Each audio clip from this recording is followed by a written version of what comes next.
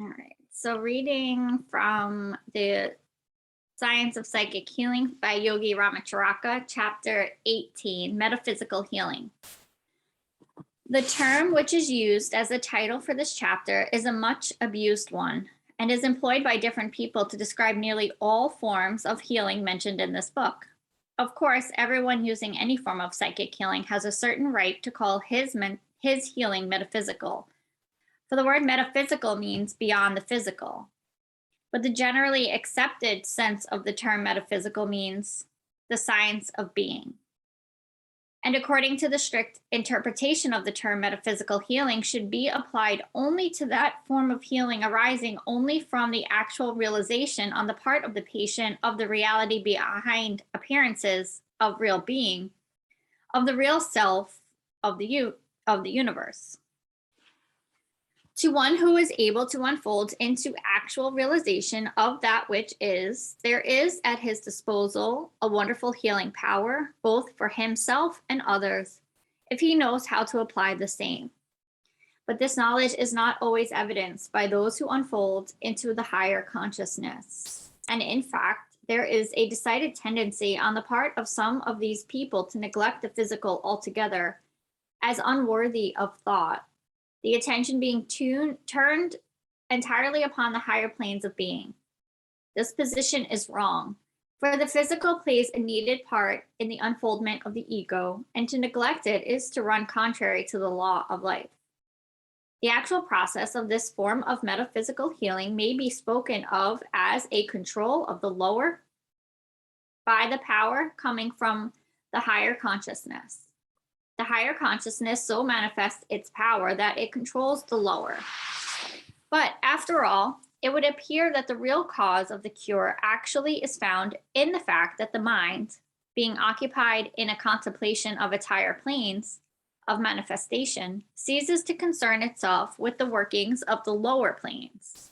And consequently, the latter operates according to the well-established laws of the universe without interference, and without the constant injection of negative thought, which produces abnormal conditions in so many people.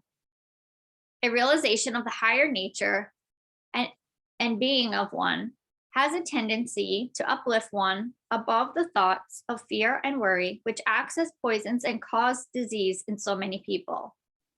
And in the interference of fear, thought being removed, nature, or what stands, and the interference of fear thought being removed, nature, or what stands behind the word, operates freely and without hindrance.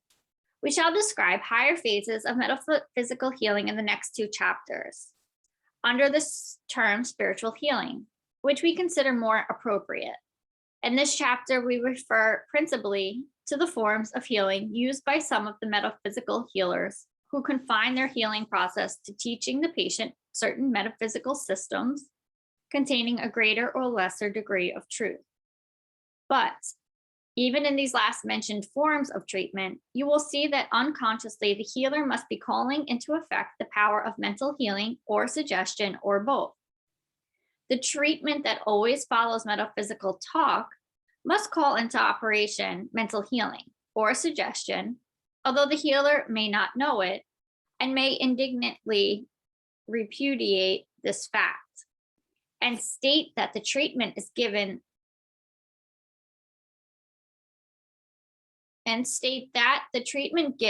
is something entirely different. But nevertheless, the student of psychic healing may readily recognize mental healing and suggestion under the many disguises draped around it.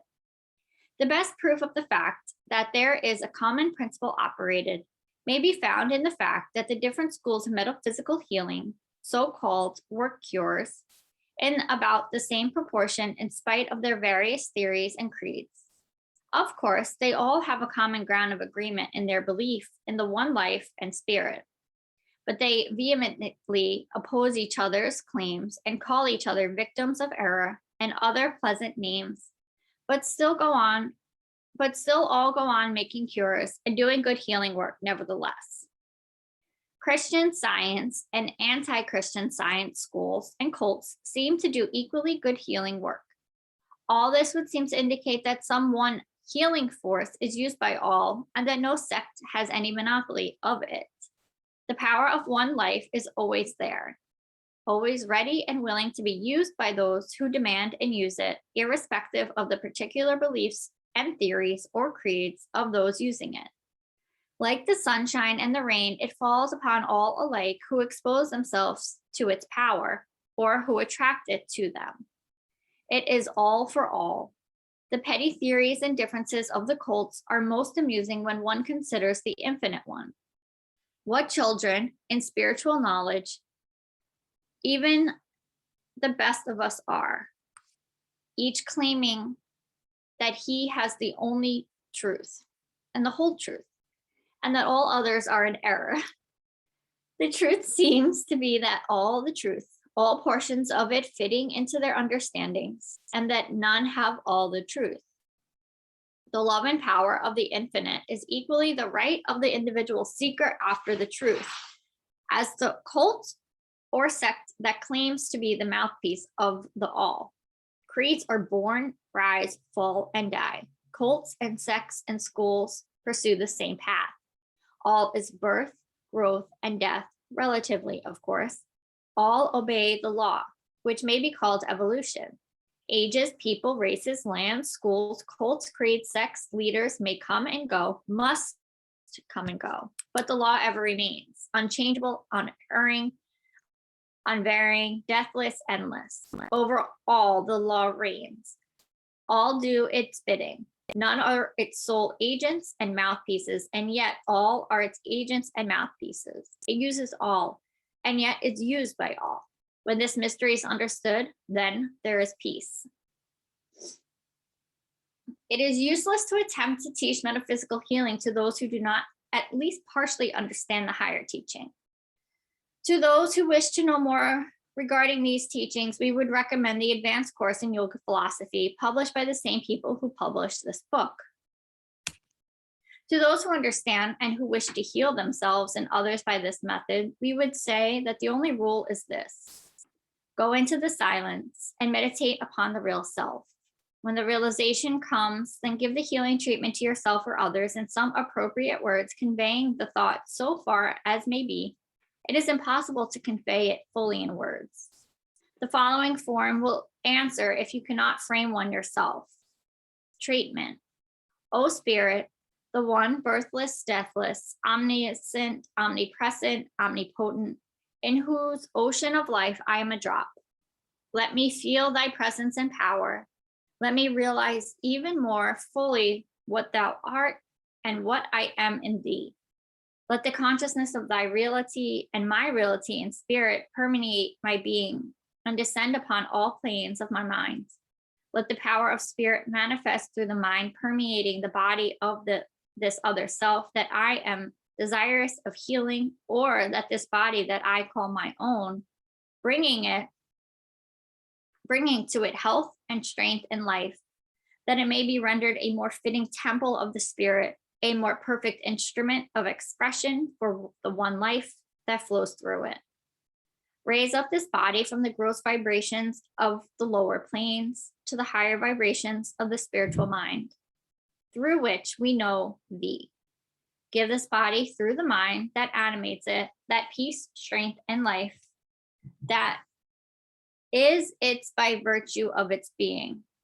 Do thou, the all life, flow in thy essence through this part, reviving and enlivening it. This do I claim, O all spirit, by virtue of my eternal birthright from thee, and by reason of thy promise and inner knowledge given to me, I now demand it of thee. And this, in place of this, or in connection with this, you may use any of the many statements of being that various science bodies use, for they are all good. But remember this always: there is no magic in mere words, and no cult has any proprietary right to any special words. The words are free to you and to all, and the virtue thereof lies in the thought and realization back of the words. Words come and go, Words come, go, and change, but thought and realization which express them is eternal. Read the next 2 chapters in connection with this one.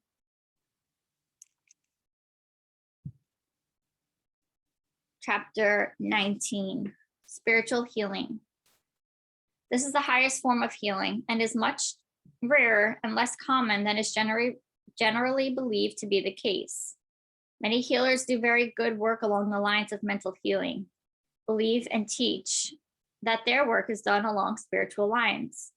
But in this, they are mistaken.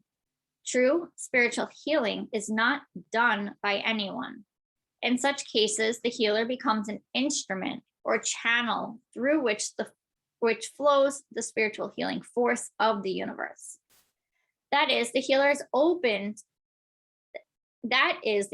is able to open up his spiritual mind as a channel for the inflow of the spiritual force of the universe, which passes through the healer into the spiritual mind of the patient, and there sets up vibrations of such intensity and strength that it invigorates the lower mental principles, and finally the organs and parts themselves, restoring them to normal condition. Spiritual cures are often practically instantaneous, although it does not necessarily follow that they must always be so. The spiritual healer, allowing the spiritual healing force to flow through him to the patient, causes the latter to be literally bathed in a flow of spirit, as we have heard it expressed. In order to understand this form of treatment intelligently, the reader must acquaint himself with the yogi teachings regarding the several mental principles, which teaching he will find in the 14 lessons of yogi philosophy, published by the same publishers as this book. We do not care to repeat here what we have said on this subject, although there may be well to say a few words regarding the spiritual mind, that this form of treatment may be better understood. The spiritual mind of man is that principle of the mind that is above and higher than the 2 lower mental principles known as the instinctive mind and intellect, respectively. Spiritual mind is above the plane of intellect, just as instinctive mind is below the plane of intellect. The spiritual mind has not as yet developed or unfolded into consciousness in the average man, although some of the more advanced of the race, those who have gone ahead of their brothers on the path, have unfolded the spiritual mind into consciousness, or rather have moved the center of consciousness into the region of the spiritual mind. This higher mental principle is what we try to express when we say the something within that seems to exert a protecting influence over us, and which sends us words of caution or advice in moments of need. All that the race has received in the way of noble, elevating higher thought have come from this region of the mind. The spiritual mind projects fragments of truth into the lower mental principles. All that has come to the race in its evolution that has tended toward nobility, true religious feeling, kindness, humanity, justice, unselfish love, mercy, sympathy, etc., has come to it through the slowly unfolding spiritual mind. As the unfoldment goes, man's idea of justice increases and he has more compassion. His feeling of human brotherhood increases. His idea of love grows and he increases in all qualities which men of all creeds pronounce good. The spiritual mind is the source of inspiration which certain poets, painters, sculptors, writers, preachers, orators, and others have received in all times, and which they receive today. This is the source from which the seer obtains his vision, the prophet his foresight.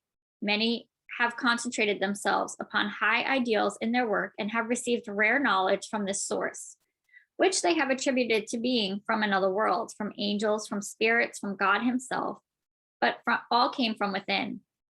It was not their higher self speaking to them. This does not mean that man never received communications from the other sources just named. Far from this, for we know that the latter is often evidenced and experienced. But we do mean that man receives far more messages from the higher self than he does from other sources, and that man is prone to mistake that one for the other.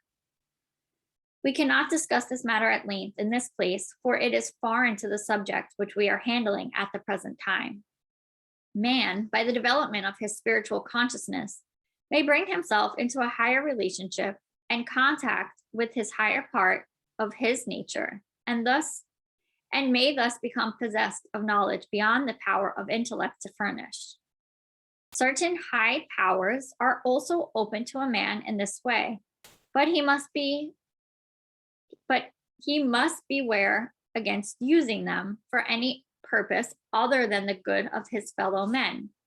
For such prostitution of spiritual powers brings a terrible result in its train. Such is the law. And while it is true that the fullest degree of spiritual healing is not open to the average person, still it is likewise true that the healer who is possessed of a degree of spiritual unfoldment may avail himself of a certain degree of spiritual power in treating his fellow men. In fact, the best healers, consciously or unconsciously, make use of this force in this way, and they are right in so doing. It is proper use of the power. Spiritual healing may be used in connection with the other forms of healing described and explained in this book to good advantage and without interfering with the other instruments. In fact, all conscientious healers should endeavor to give the patients the benefit of this form of treatment in connection with the regular treatments. The spiritual, always working for good, cannot be misapplied or prostituted in cases of relief to suffering humanity. So the healer need never fear that in so acting, he is dragging down to the spiritual to the material level. For the spiritual permeates everything. And if it may be used to bring up those on a lower plane, it is well used. In the next chapter, we shall endeavor to give the student a few explanations and some information regarding the practice of spiritual healing. Although, as will readily be seen, it is almost impossible to tell one how to do something that consists in letting rather than doing. And we must ask the student to approach this part of the subject with a feeling of sufficient respect. For in spiritual healing, one is calling into operation forces and power of an entirely different order from those which man is acquainted in his everyday life. The spiritual healer is allowing himself to be used as a channel for the transmission of that force from the great ocean of spirit to the spiritual minds of the patient, and he should endeavor to make himself a worthy instrument of that power and spirit.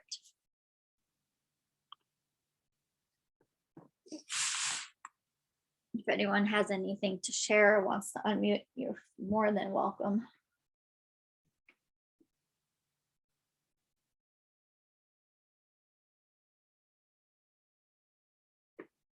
All right, we'll move into our breath work and meditation.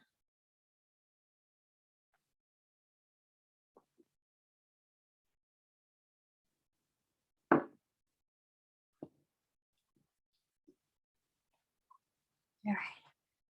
So finding that strong, straight spine, sitting, standing, laying down,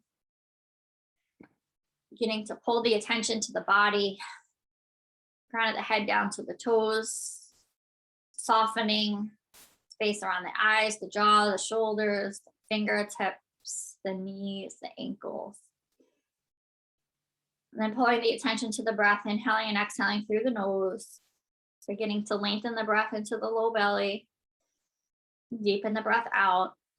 You can work with what count feels good for you here. 4 count in and out, creating that equal breath, possibly doubling the exhale, helping to calm some anxiety that might be coming up. If you want to work with that rhythmic breath, you can breathe in for breathe in for 6, hold for 3, out for 6, hold for 3.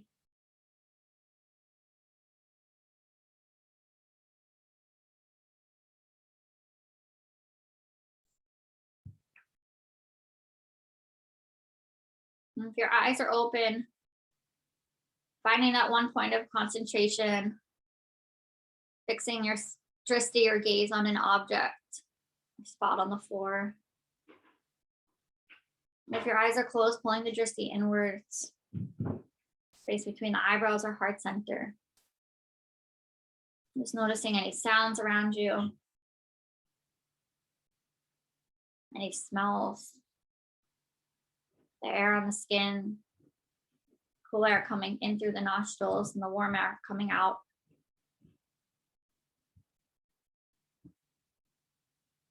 If you want to move into a few rounds of alternate nostril breath, you'll bring your right hand to the face and close the right nostril with the thumb. Inhale through the left. Close left, exhale right. Inhale right. Close right, exhale left. Inhale left. Close left, exhale right. Inhale right. Close right, exhale left. 3 more rounds on your own breath, adding locks and retention if that's part of your practice.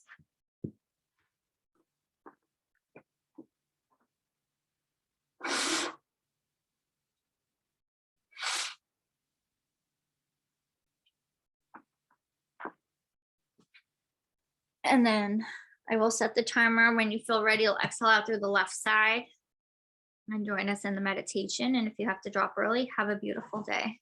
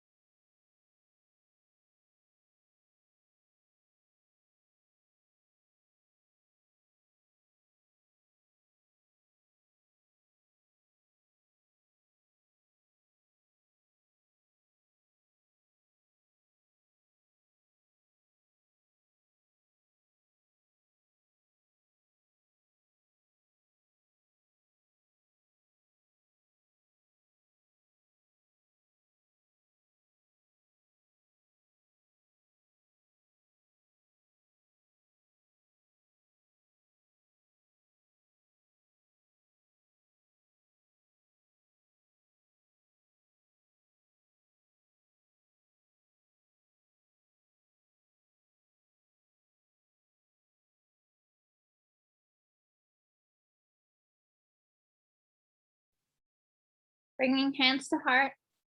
Namaste. Have a beautiful day, everybody. I'll see you tomorrow.